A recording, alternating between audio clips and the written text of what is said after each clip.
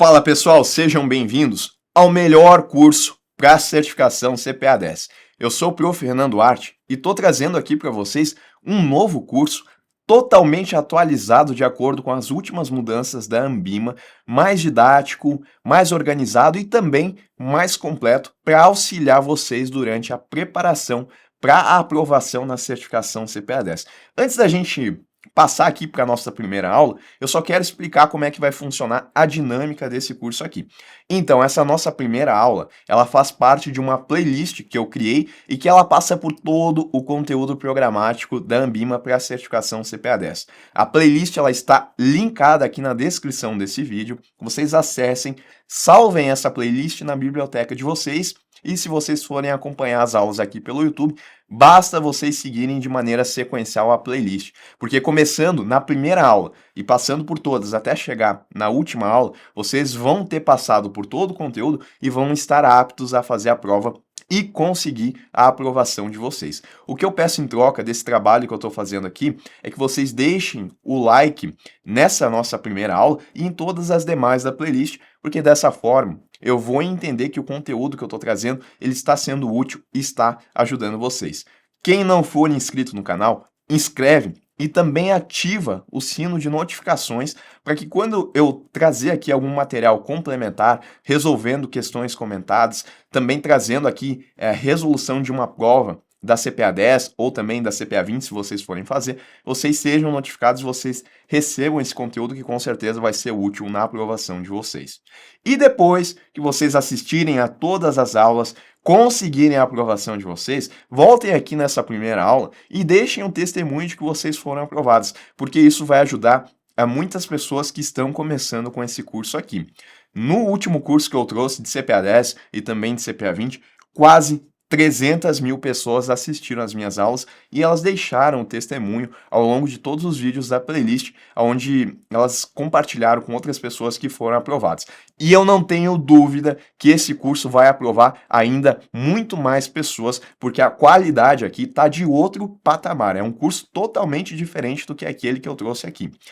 E para quem estiver buscando um curso mais avançado, mais completo, com todos os slides que eu utilizei durante as aulas, com uma apostila completa, teórica, com questões exclusivas e comentadas, materiais de resumo direcionados para revisão, um banco com mais de 600 questões comentadas, simulados para a prova, fica até o final do vídeo que eu vou mostrar para vocês como é que vocês podem ter acesso a esse curso mais completo, mais avançado e que vai facilitar ainda mais a aprovação de vocês. Mas agora, sejam oficialmente bem-vindos ao melhor curso para a certificação CPA 10 e vamos lá para a nossa primeira aula. Definição de Sistema Financeiro Nacional. Para a gente entender essa definição, primeiro eu quero pensar em um sistema de maneira geral. Quando eu penso num sistema, o que vem na minha cabeça?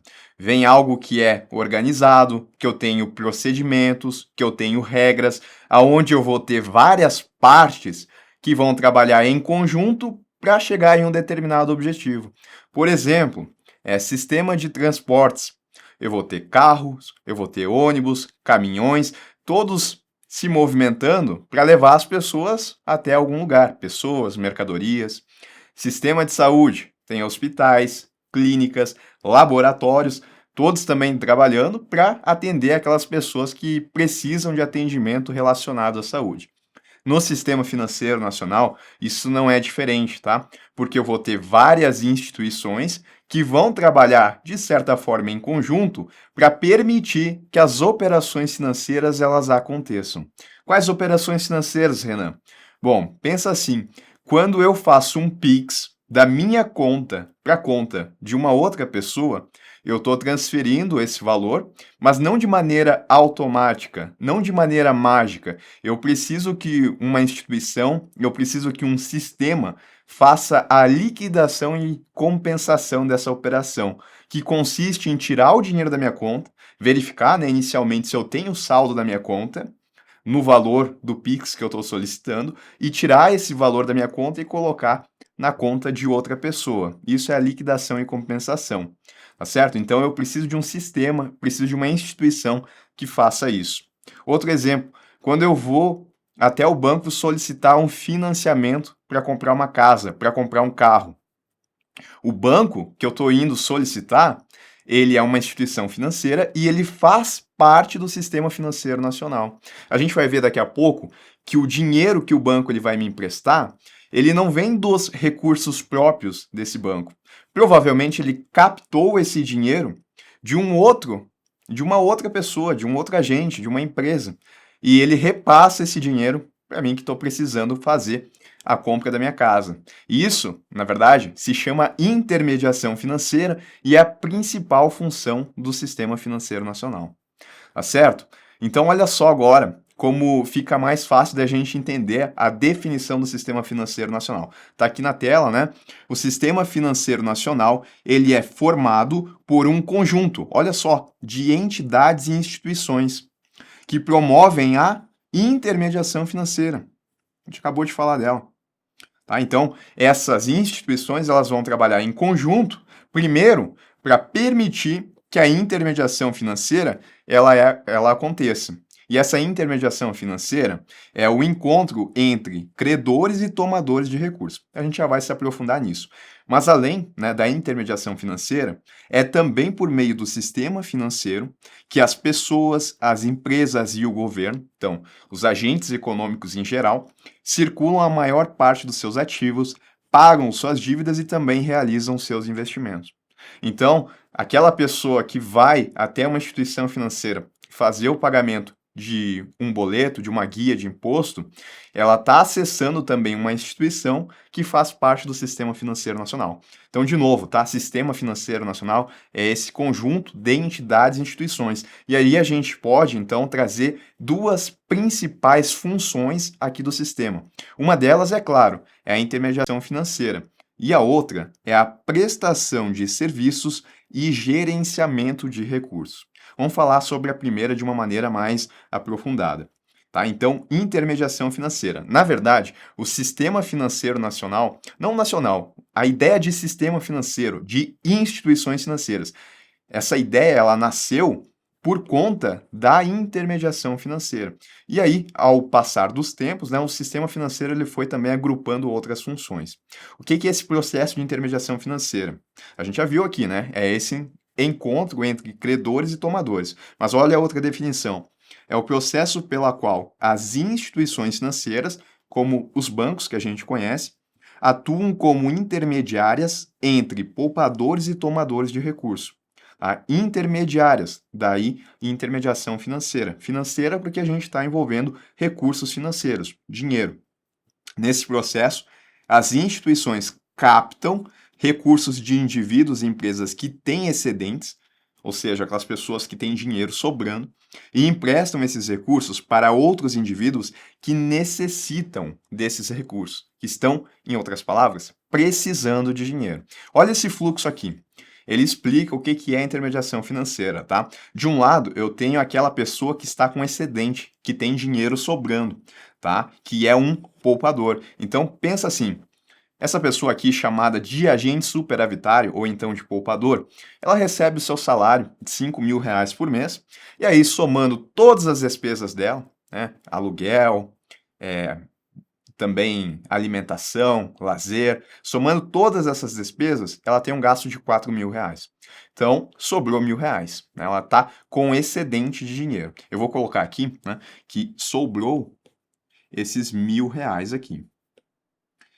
Bom, ela poderia pegar esses R$ 1.000 aqui e deixar para o próximo mês, deixar para os próximos meses sobrando.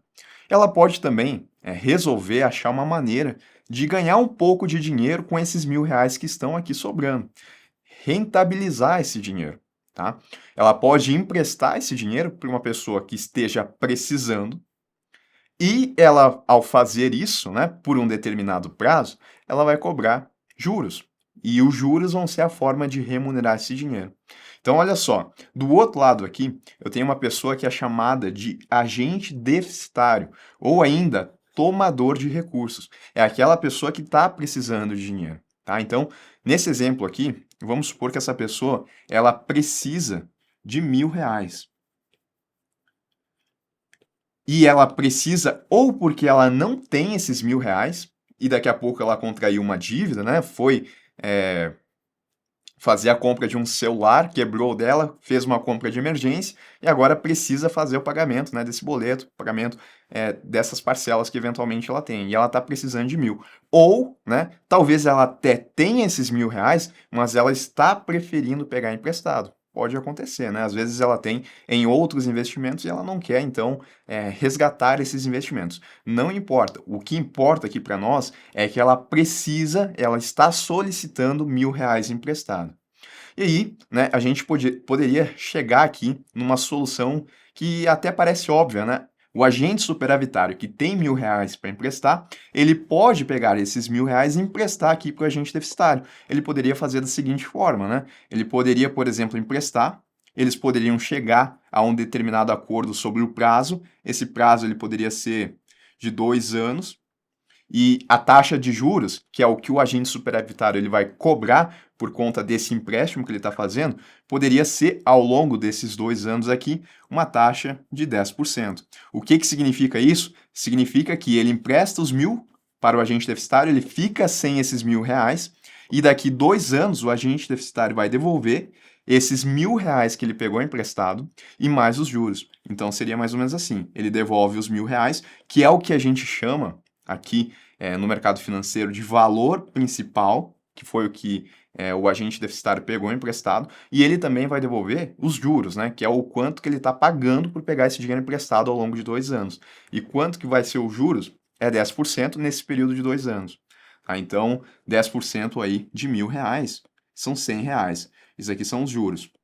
E aí ele vai devolver. Ele vai devolver R$ 1.000 mais 100. Vai devolver 1.100, tá certo? Então, a gente resolveu o problema dessas duas pessoas, né? Do agente superavitário, ele conseguiu remunerar o seu dinheiro. De outra forma, ele teria deixado esse dinheiro parado, ele teria R$ 1.000, mas não teria recebido algo a mais por conta disso. Dessa forma, ele emprestou por 2 anos e recebeu, depois desses 2 anos, R$ 1.100. E o agente deficitário que precisava daqueles R$ 1.000 para fazer o pagamento lá da fatura, do boleto, do cartão de crédito dele que ele comprou um celular, agora ele vai poder fazer o pagamento, tá certo?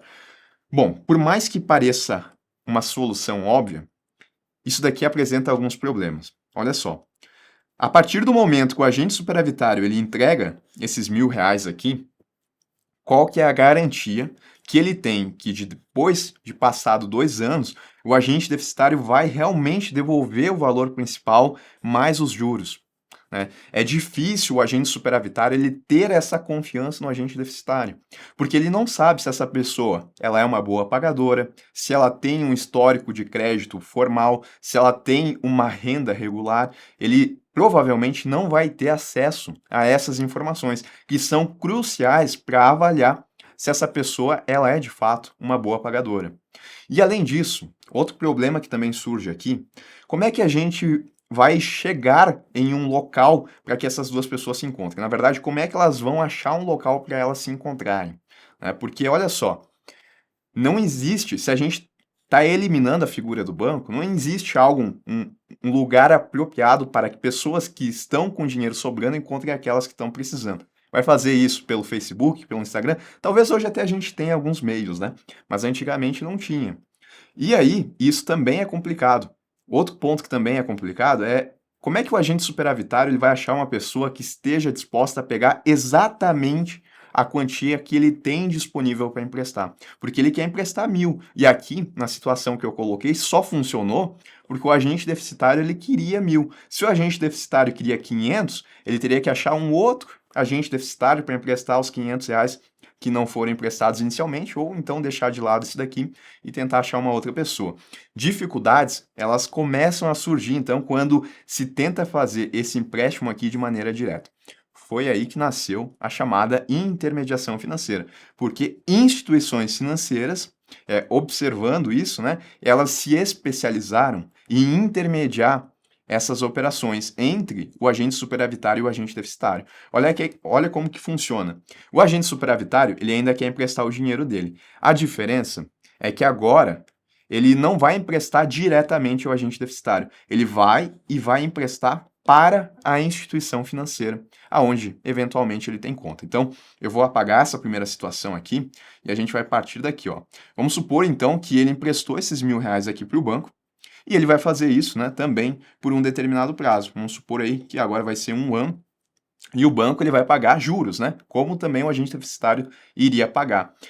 Esses juros aqui em relação ao banco, vamos colocar aqui que vai ser 4%. Significa que depois de 1 ano, o agente superavitário ele vai receber o valor dele de volta, os R$ 1.000, valor principal, mas ele também vai receber 4% de juros. 4% de 1.000, né? Isso dá R$ 40. Então ele vai receber R$ 1.040 depois de 1 ano. Só que dentro desse 1 ano aqui, o banco, o que ele vai fazer? Ele tem esses R$ 1.000 disponíveis, mas o banco ele não vai usar para pagar a conta do cartão de crédito dele, a fatura de cartão de crédito. Não, o banco ele vai pegar esse dinheiro e vai emprestar. Então, o agente deficitário, agora, ao invés de solicitar diretamente para o agente superavitário, ele vai até lá na instituição financeira solicitar esses R$ 1.000 emprestado.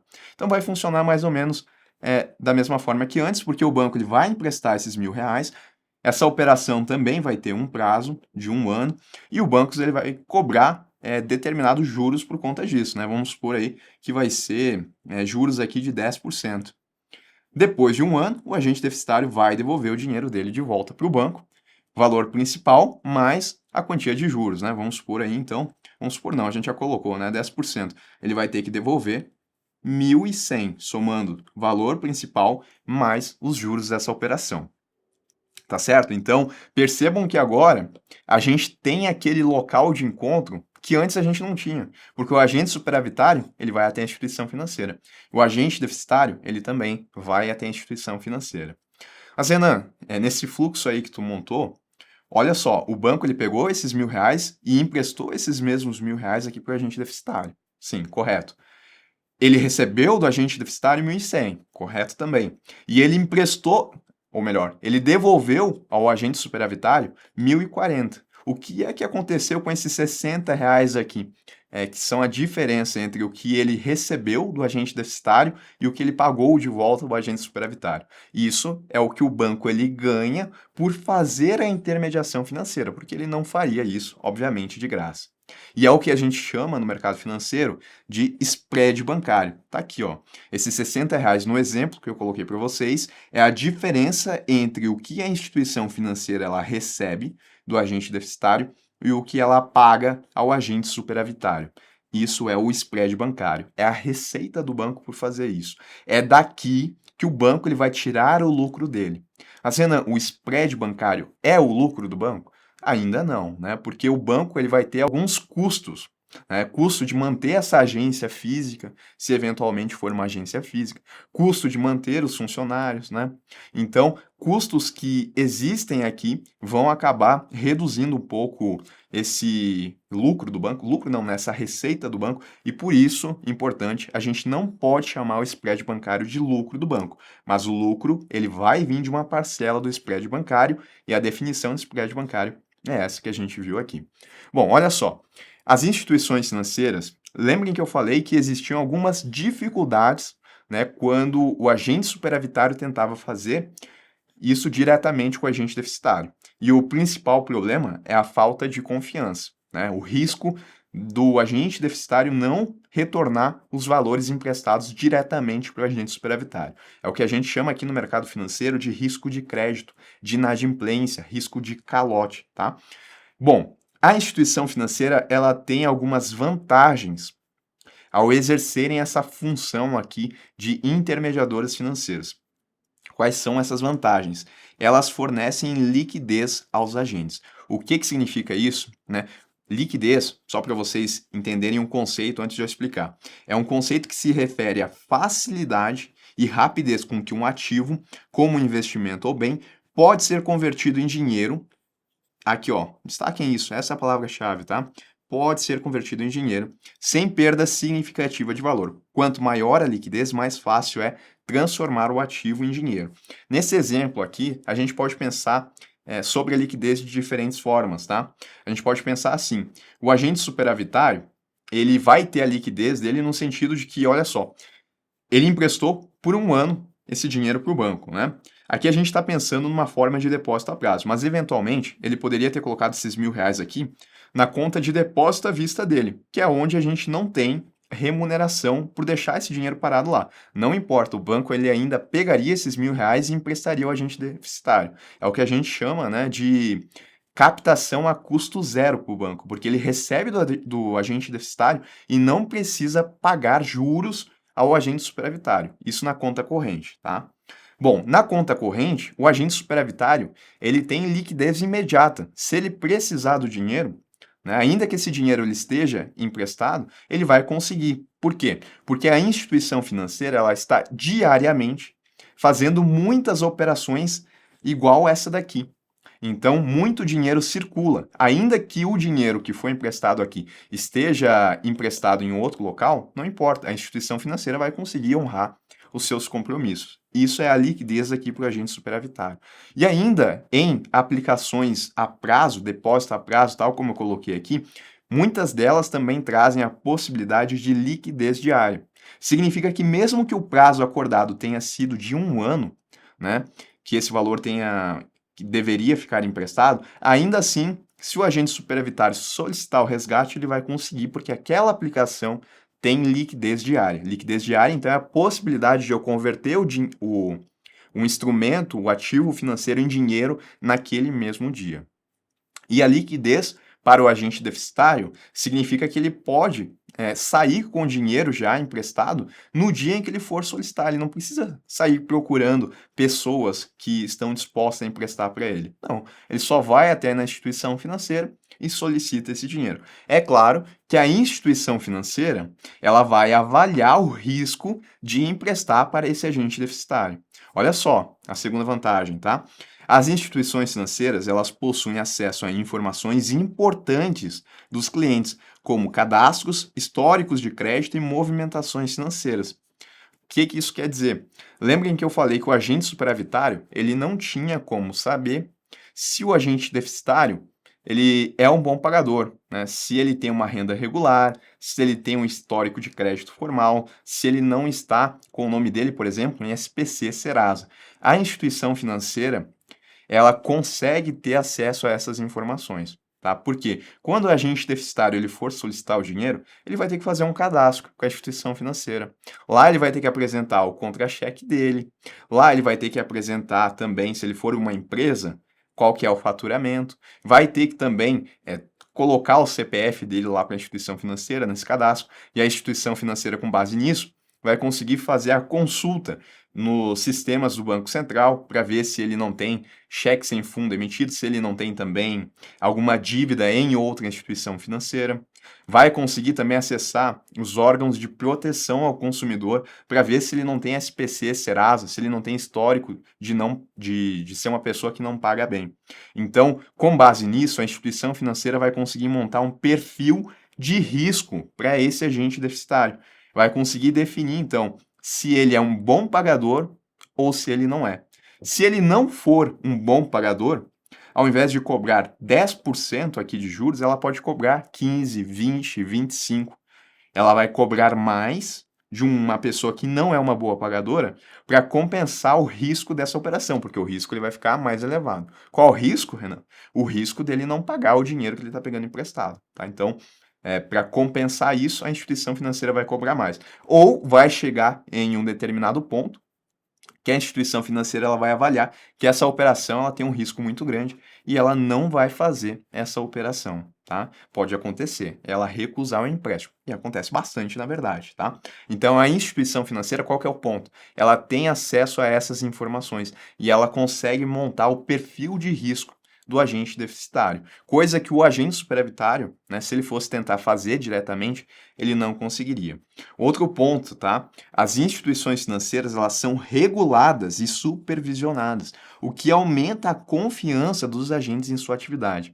Lembra que eu falei no início aqui da aula que quando eu penso em um sistema, eu estou pensando em algo que é organizado, que possui regras e procedimentos?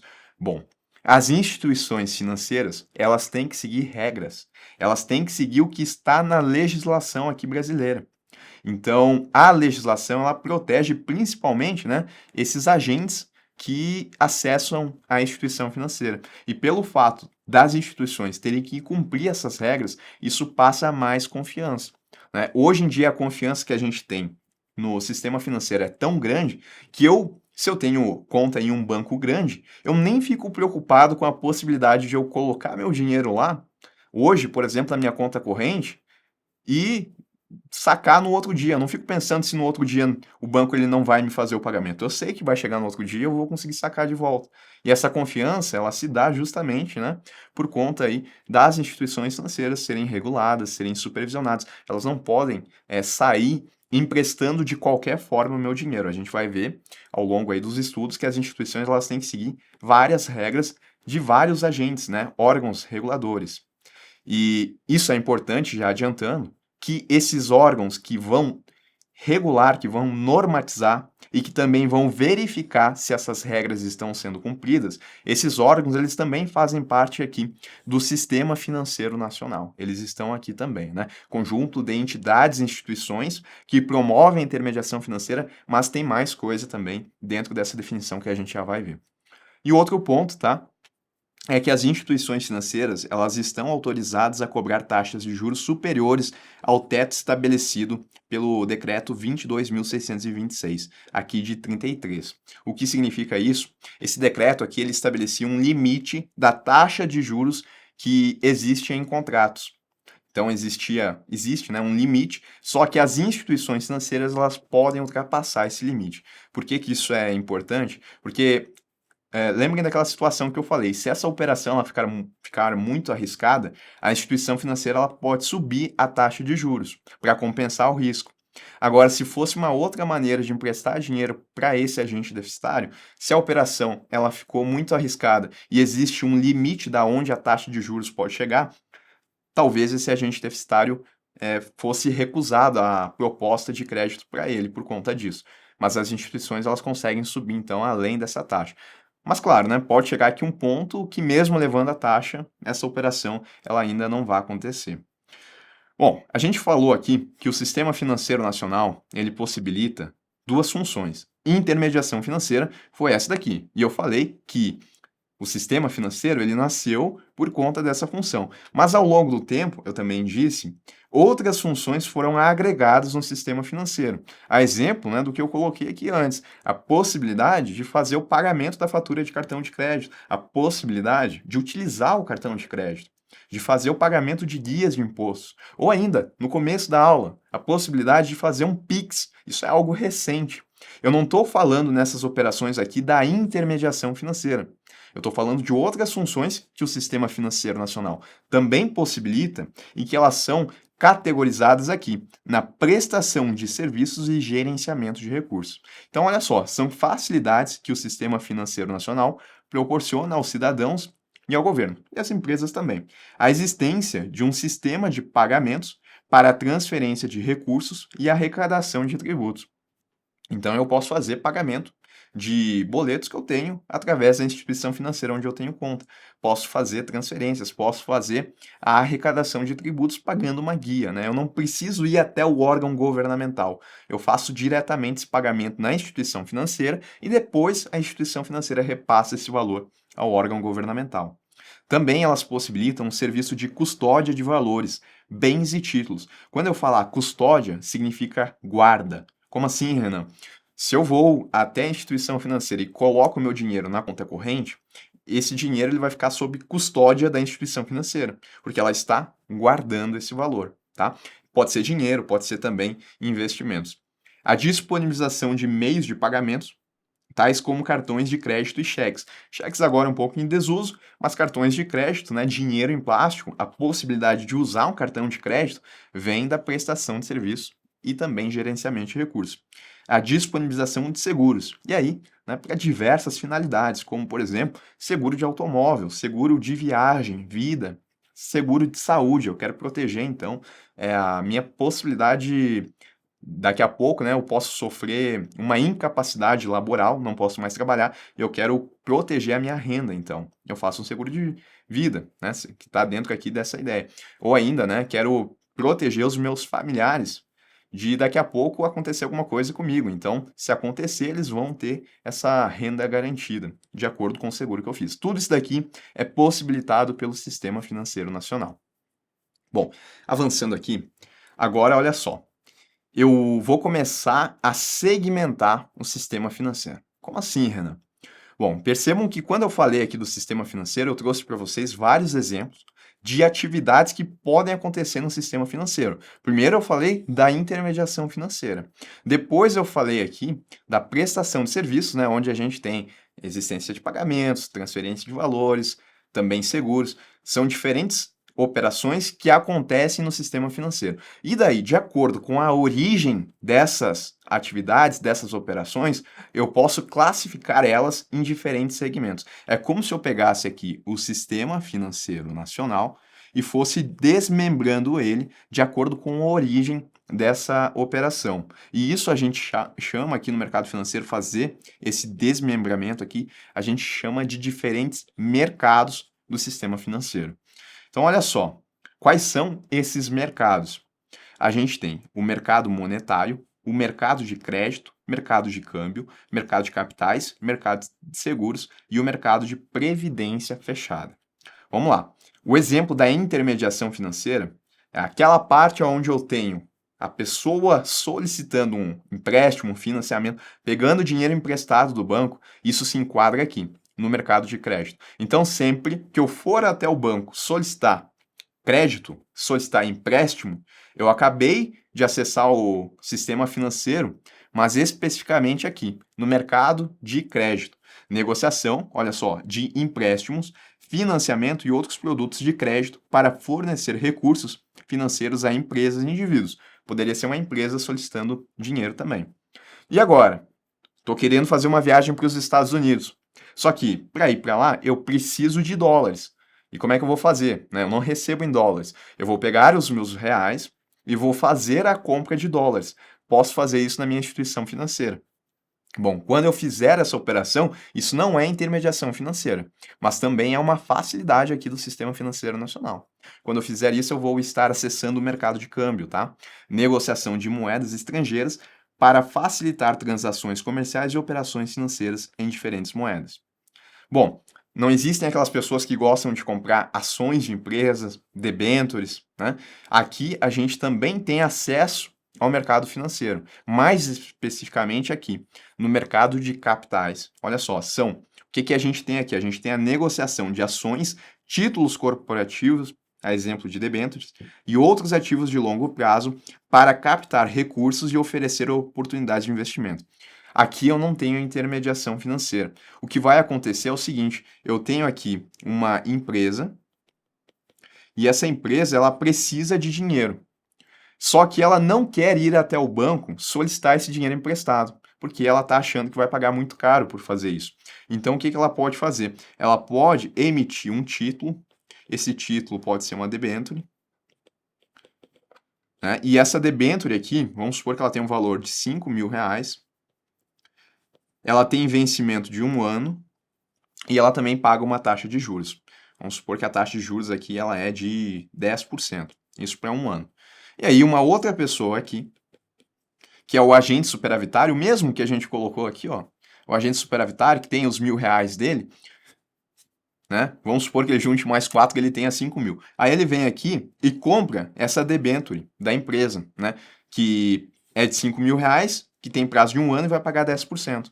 Aqui ele colocou o dinheiro dele emprestado diretamente para a empresa. Diretamente, entre aspas, tá? Porque mesmo nessa situação aqui, a gente vai ter as instituições financeiras fazendo uma intermediação, mas não a intermediação financeira. Elas vão pegar essa debênture aqui e oferecer ela de maneira pública aos investidores. Então, elas ainda atuam nesse processo.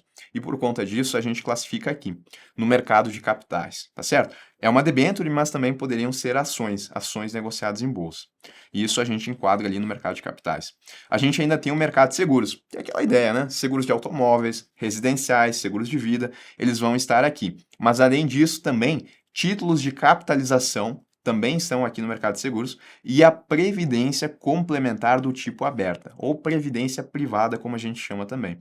É aquela previdência que ela existe, pelo menos a ideia dela é assim, de complementar a previdência pública, que é aquela operacionalizada pelo INSS. Então, essa está aberta a qualquer pessoa que vá até uma entidade aberta de previdência complementar e solicite. É como se fosse um investimento.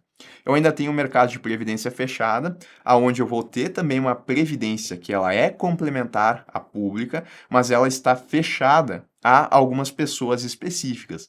A exemplo, tá? De pessoas que trabalham numa mesma empresa. Aí eu tenho essa previdência complementar a essas pessoas, mas se eu não trabalho na empresa, eu não consigo acessar. E eu tenho o mercado monetário também, que eu não falei, tá? O mercado monetário, ele é utilizado pelo governo para controlar a emissão de moeda, ou melhor, controlar a quantidade de moeda circulando na economia. Para que o governo vai querer fazer isso? Aí detalhe, tá? Quando eu falo de moeda na economia, eu não estou falando apenas da moeda metálica, eu estou falando do dinheiro como um todo. Por que o governo vai querer controlar a quantidade de dinheiro, quantidade de reais aqui na economia? Ele vai fazer isso principalmente no sentido de controlar a inflação e também, né, de fomentar um desenvolvimento econômico. Então a gente vai ver que o governo ele vai utilizar de instrumentos para controlar essa quantidade de moeda. E quando ele utilizar esses instrumentos, a exemplo de compra de títulos públicos federais ou compra e venda de títulos públicos federais, essas negociações elas vão acontecer aqui no mercado monetário ou, né, para ficar mais claro, mercado de moeda, tá? Também chamado dessa forma aqui. Então, negociação de ativos de curto prazo, como títulos do governo e certificados de depósito, para gerenciar a liquidez da economia. Quando eu falo liquidez da economia, estou falando de dinheiro em espécie, moeda em espécie circulando aqui na economia. Beleza. Avançando aqui, tá? A gente ainda vai trabalhar com essa ideia aqui da estrutura do sistema financeiro nacional.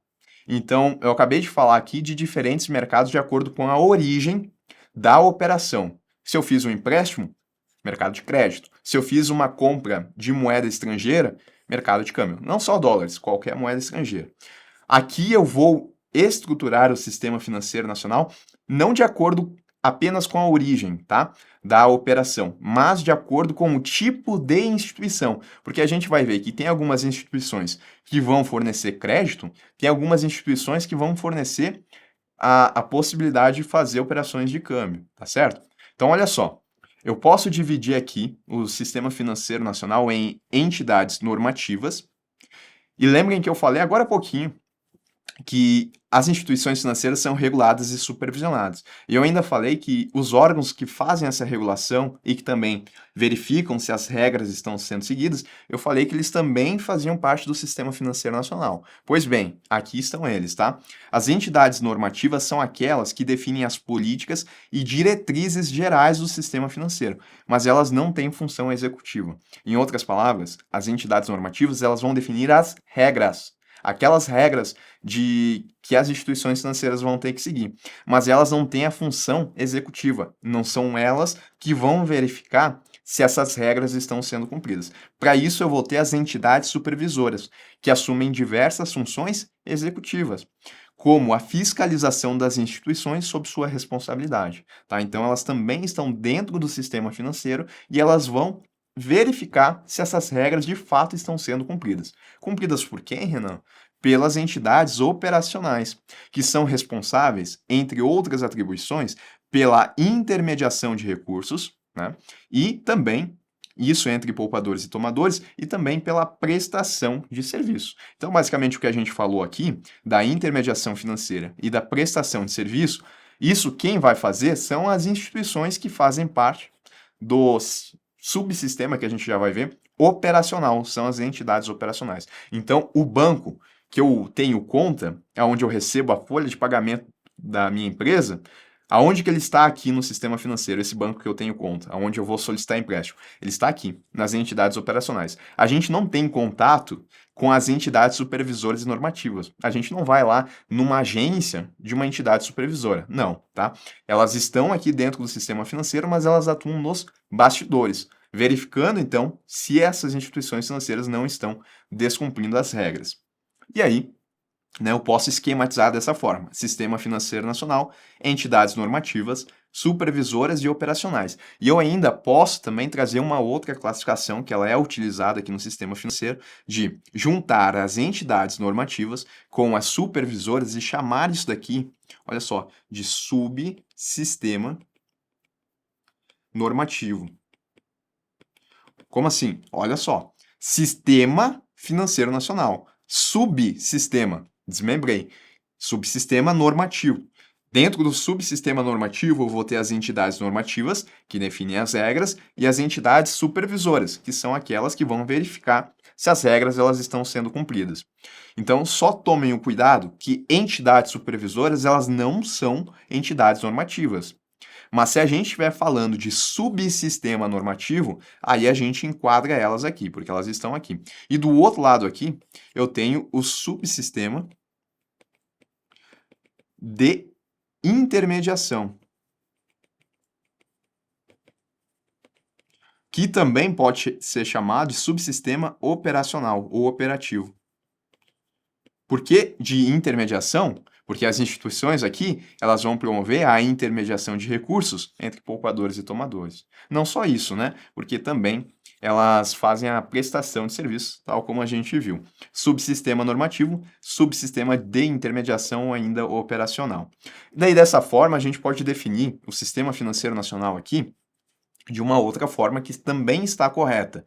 A gente pode falar que o Sistema Financeiro Nacional ele pode ser entendido como conjunto de instituições que integram o mercado financeiro, né? Instituições que integram o mercado financeiro, quer regulamentando entidades normativas e fiscalizando entidades supervisoras, seus participantes, entidades operacionais, quer facilitando a transferência de recursos entre poupadores e tomadores, entidades operacionais, tá bom? Falando um pouco agora sobre essa regulação que acontece aqui no sistema financeiro. A gente ainda tem dois tipos, né, de regulação. Quais são eles? A regulação ela se refere ao conjunto de leis, normas, políticas e os órgãos responsáveis por regular as atividades das instituições financeiras e dos mercados financeiros. No Brasil, a gente tem esses dois tipos. A gente tem a chamada heterorregulação, e a autorregulação. Qual que é a diferença de uma para a outra? Na heterorregulação, eu vou ter a supervisão e o controle das atividades das instituições aqui, das entidades operacionais e também dos mercados, que são realizadas por órgãos governamentais ou então entidades externas e independentes das próprias instituições reguladas. Então, aquele banco, onde eu falei para vocês que vocês têm conta, né?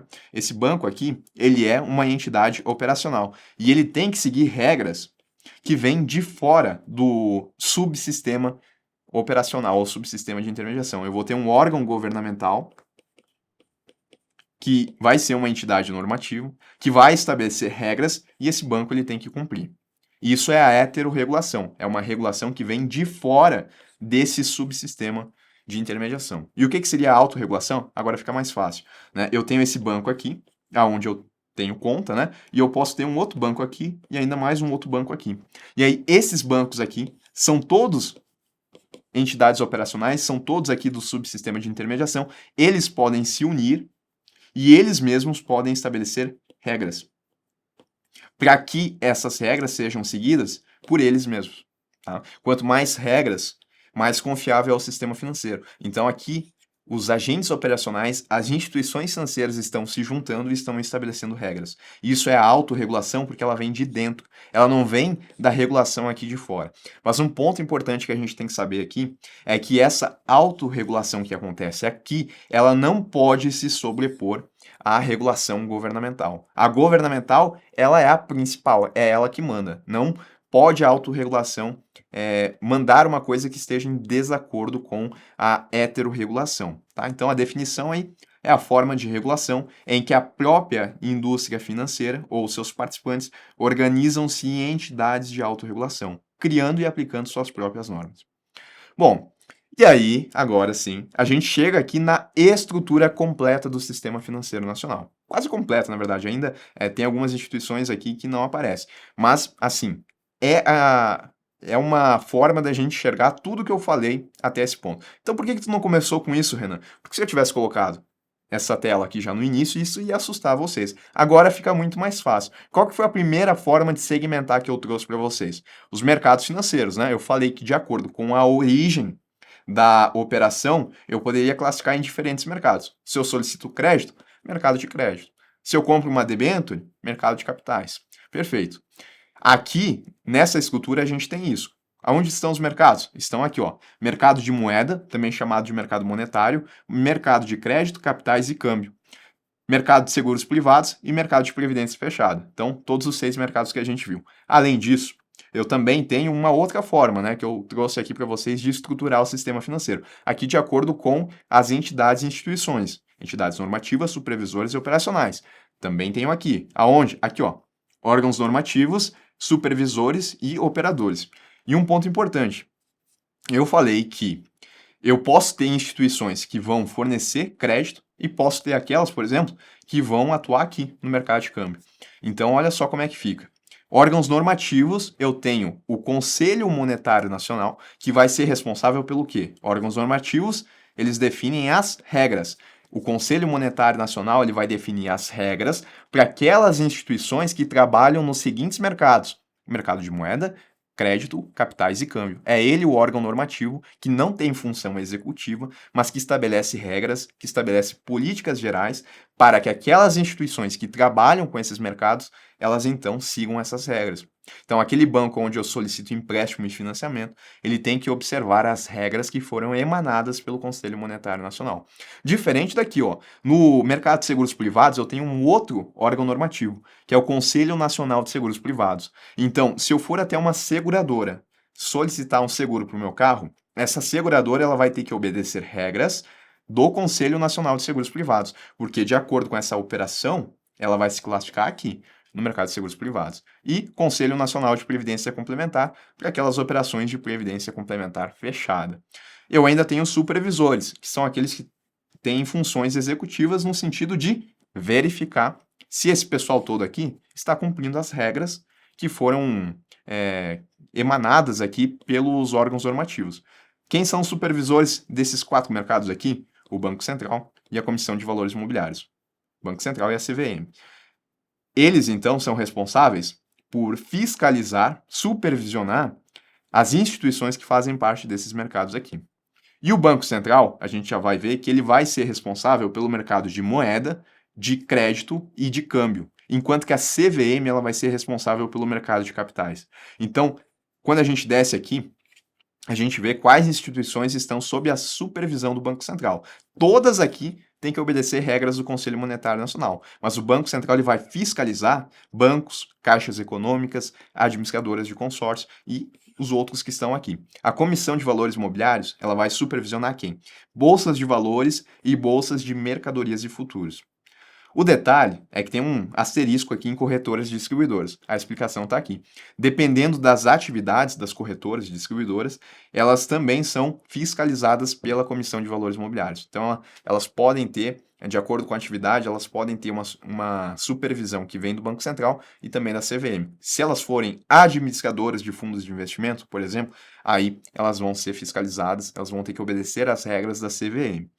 Bom, passando aqui para o lado, eu tenho como supervisor a SUSEP e ainda a Previc, agora no mercado de previdência fechado, a SUSEP no mercado de seguros privados.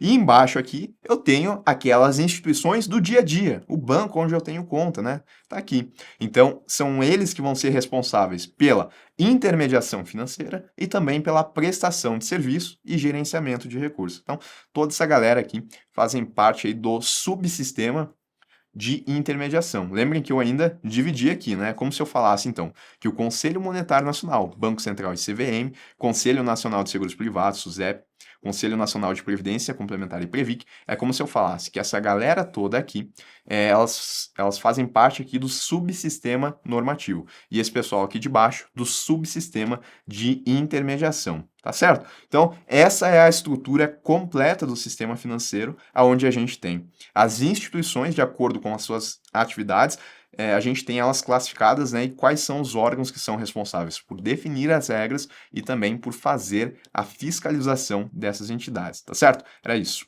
Fala pessoal, espero que vocês tenham gostado dessa nossa primeira aula e agora eu quero compartilhar com vocês aqui como é que é o nosso curso completo para a certificação CPA10. Quais os materiais que vocês vão ter acesso se vocês comprarem esse curso. O link ele está na descrição e também aqui nos comentários fixados. Bom, acessando aqui a plataforma, então, vocês vão ver que na esquerda aqui eu tenho todos os módulos para a certificação CPA10. Depois que vocês comprarem, é isso que vocês vão ter acesso. Então, aqui eu tenho o módulo 1, módulo 2, 3, 4, 5, 6, 7, tenho a prova completa, tenho simulados também. Eu vou explicar cada um desses pontos aqui.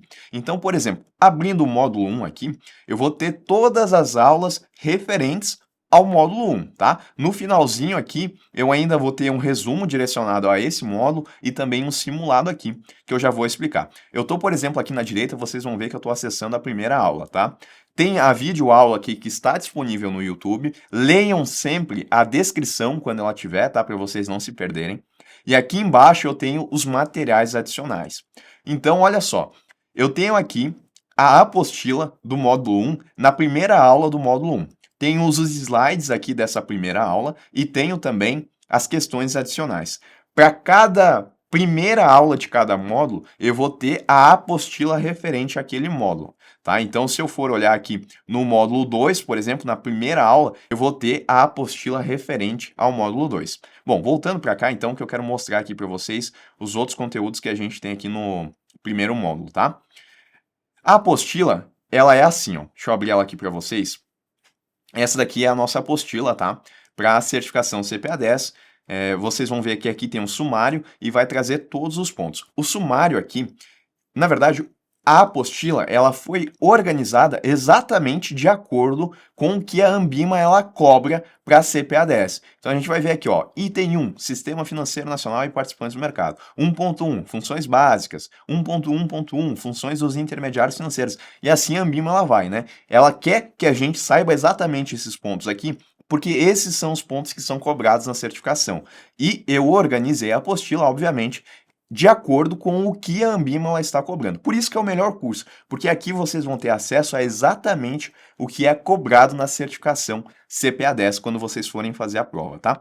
Depois que eu desço aqui, então eu vou ter a apostila. A apostila está assim, teórica, né? É diferente das videoaulas, mas é uma excelente ferramenta para complementar. Vocês podem tanto começar assistindo as videoaulas e depois ler as apostilas, ou então ler as apostilas primeiro e depois ir para as aulas, porque isso vai aumentar a preparação de vocês, tá? Então, tem aqui um material que ele é didático, com esquemas que vão resumir os pontos principais, vão ajudar vocês na memorização. E eu também trago aqui dentro do material, conforme vocês forem avançando, eu já trago questões aqui comentadas, né, com gabarito, para vocês saberem qual que é a cobrança que a Ambima traz na prova, tá? Então, dentro de todo o material aqui, vocês vão ter questões comentadas. Isso daqui, então, é a apostila do primeiro módulo. Lembrando, para cada módulo eu tenho uma apostila. Dessa forma, a gente tem 7 apostilas em PDF que vocês podem baixar, podem utilizar aí em tablets, podem utilizar no computador, no celular, ou podem fazer a impressão para vocês terem um material impresso e fazer as anotações de vocês, tá?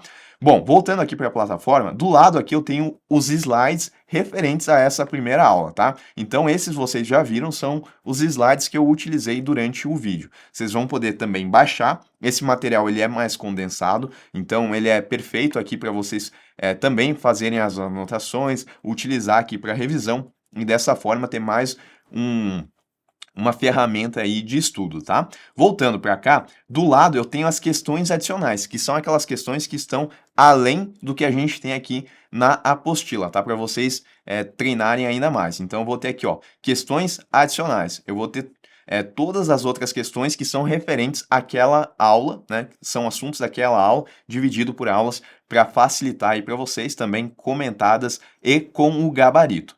Isso referente aqui a essa primeira aula. Para cada uma das aulas vocês vão ter esses materiais aqui e ao final de cada módulo vocês vão ter o resumo direcionado para revisões. Percebam que ele está aqui embaixo, né? Resumo direcionado.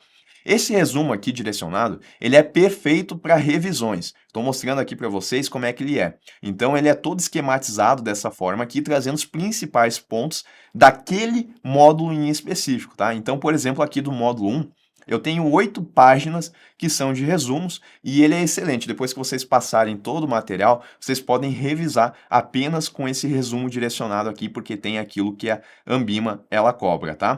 No módulo 2, eu também vou ter o resumo direcionado para aquele módulo. Percebam que aqui são 7 páginas, para o módulo 3 também são 7 páginas. Então é um material mais condensado, perfeito para vocês fazerem a impressão.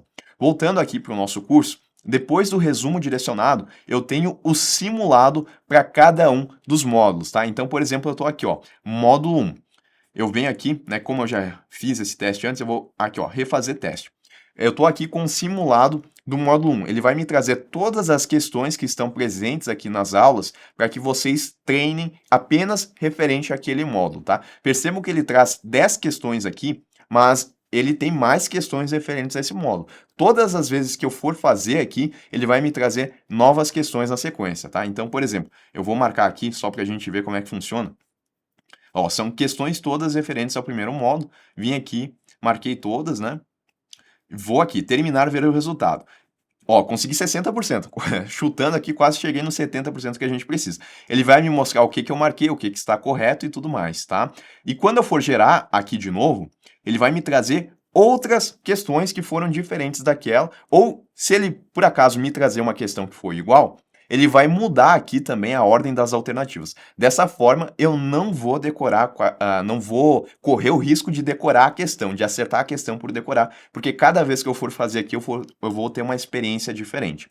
Para o módulo 2, a mesma coisa, tá? Eu vou ter todas as aulas, os slides, a apostila na primeira aula, e ao final aqui eu vou ter o resumo direcionado para fazer o download e também vou ter o simulado referente àquele módulo em específico, tá? Bom, depois que eu passar por todos os módulos que eu estiver fazendo as revisões, eu ainda vou ter aqui um módulo da prova completa. Aqui eu vou ter um simulado que ele é mais amplo, tá? Ele vai trazer questões de todos os módulos, tá? São mais de 600 questões aqui, mas cada vez que eu for fazer, ele vai me gerar 20 questões aqui. Renan, como é que eu sei que eu estou preparado para fazer a prova da CPA 10? Bom, uma vez que vocês venham fazer esse simulado de maneira recorrente, vocês teriam que manter uma média aqui, na minha opinião, entre 80% e 85%. Se vocês conseguirem manter essa média todas as vezes que vocês resolverem esse simulado aqui de maneira recorrente, eu acho que vocês estão prontos para fazer a prova com uma certa segurança para conseguir a aprovação. Lá na prova, vocês têm que conseguir um desempenho acima de 70%. Mas fazendo aqui de 85%, de 80% a 85%, eu acho que já é o suficiente para vocês serem aprovados lá, tá? Então, são todos esses conteúdos que estão disponíveis aqui para quem tiver o acesso a esse curso mais completo e mais avançado que vai ajudar vocês durante a preparação. Lembrando que o link está na descrição. A senha para que vocês consigam acessar a esses materiais é o e-mail que vocês utilizaram de login na Hotmart. Então, por exemplo, se o meu e-mail é fulano@gmail.com, a senha para abrir os arquivos é fulano@gmail.com, mas sempre leiam as instruções aqui do curso no começo ali de cada aula, que dessa forma vocês não vão se perder, tá bom? Espero que vocês tenham gostado dessa nossa primeira aula, espero que vocês também tenham gostado do curso completo e a gente se vê aí nas demais aulas.